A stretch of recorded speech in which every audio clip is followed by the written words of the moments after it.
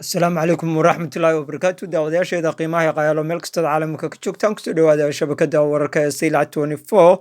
maanta waxaan idiin haynaa faalla gaar ah aan ku eegayno dhacdadii Laascaanood iyo xukuumadii Somaliland oo isugu wada tagtay magaaladii Laascaanood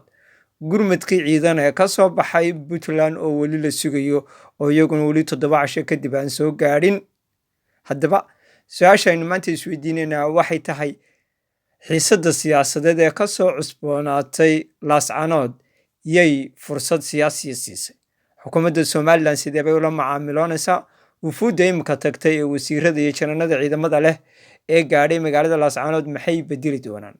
Laascaanood xageebaa laga soo weeraray xalay waxaynu arkaynay ilaa shalayto hogaamiyihii jahbadda SSC ama Khaatumo oo isaguna magaalada Laascaanood tamashlaynaya farintii xalay ka dambeysayna waxay ahayd farintii General Cambaasho oo isaguna xalay fariin u diray hogaamiyaha SSC-da iyo maleeshiyadii hubaysneed ee magaalada Laascaanood lagu dhaxarkayay haddaba waa ay huwantan ishabaysay ee soo weerartay dadka siyaasadda falanqeeya waxay ku eedeynayaan kooxdii farmaajo ee talada Soomaaliya lagala wareegay oo iyaguna dhanka social media-da iyo dagaal hawada ah soo qaaday oo ka qayb qaatay xaaladda Laascaanood kiciyeyna dadka qaar waxay leeyihiin Somaliland ayaa dayacday dadka qaarna waxay leeyihiin Somaliland sirdoonkeedii xageebo maray maxay shaqo u qabsan weyday fariintii kale uu shalay uu soo diray madaxweynaha Soomaaliya oo isaguna talo guud u soo jeediyay dhammaan dhinacyada isku haya magaalada Laascaanood isagoo taladiisa khaas uga dhigay madaxweynaha Somaliland una sheegay alooli waxay ku bukoto inaan lagu daaweynin si kastaba ha ahaatee jawiga siyaasadeed ee magaalada Laascaanood ka jira xilligan fursad siyaasi u xusiyay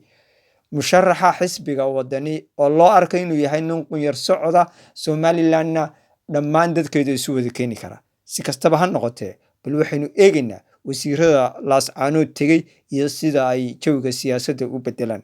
dadka qaar ba waxay sheegayaan in siyaasadduba aanay Somaliland ahayn ee ay tahay wadamada geeska oo iyaguna dana kale siyaasiya Somaliland kale halkaasna wax kale ay ku dhex jiraan laakiin arrinta ugu weyn ee Somaliland sugaysaa waxay tahay ma doorasho qabsanaysaa ma dagaal bay gelaysaa dagaalku se ayuu dan u yahay waa anigoo ah Cabsaaq Axmed Jaamac oo idinkaga tegaya sidaa iyo nabadgelyo assalaamu calaykum waraxmatullaahi wabarakaatu wixii ka soo kordha magaalada Laascaanoodna halkan baad kala socon doontaan